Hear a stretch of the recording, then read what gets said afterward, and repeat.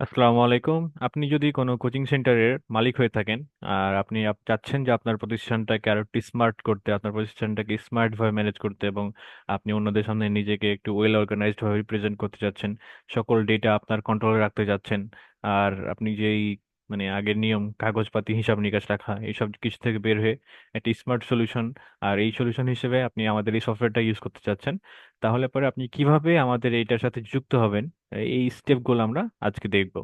আমরা এখনই শুরু করনে ক্লিক করতে পারি, অথবা এখানে শুরু করনে ক্লিক করতে পারি। এরপরে আপনাকে বলছে যে অ্যাকাউন্ট তৈরি করার জন্য আপনি কি প্রতিষ্ঠান নাকি আপনি ছাত্রছাত্রী। আমাদের এখানে ছাত্রছাত্রীদের জন্য অপশন আছে আলাদা, আমরা এটা অন্য কোনো ভিডিওতে দেখবো, যেহেতু আপনি একজন প্রতিষ্ঠান হিসেবে আসছেন এখানে। সো আপনাকে এই জায়গায় ক্লিক করতে হবে। তারপরে আপনাকে আপনার 11 ডিজিটের ফোন নাম্বারটা এখানে দিয়ে দিতে হবে। ওকে, এন্টার চাপবেন অথবা ওটিপি পাঠানে ক্লিক করবেন। একটা ওটিপি আপনার ফোনে ইতিমধ্যে চলে যাওয়ার কথা, ঠিক আছে? এরপরে আমরা ওটিপিটা দেখে দেখে এই জায়গাতে টাইপ করব, 82441। তো আমি ভেরিফাই করে নেই। ওকে, 8244, আচ্ছা আমি একটা ভুল করছি, এখানে 3 ছিল একটা। ওকে, তো ওটিপিটা দেওয়ার পরে আমার ফোন ভেরিফিকেশন ডান।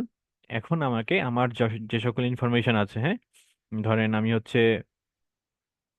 আহ, নিজের নাম দিয়ে একটা এখানে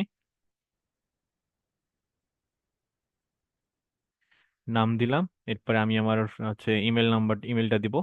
ইমেল দেওয়ার পরে আমি আমার কোচিং সেন্টারের নাম দিব। তো আমি এখানে ধরেন নাম দিচ্ছি সাকসেস কোচিং সেন্টার।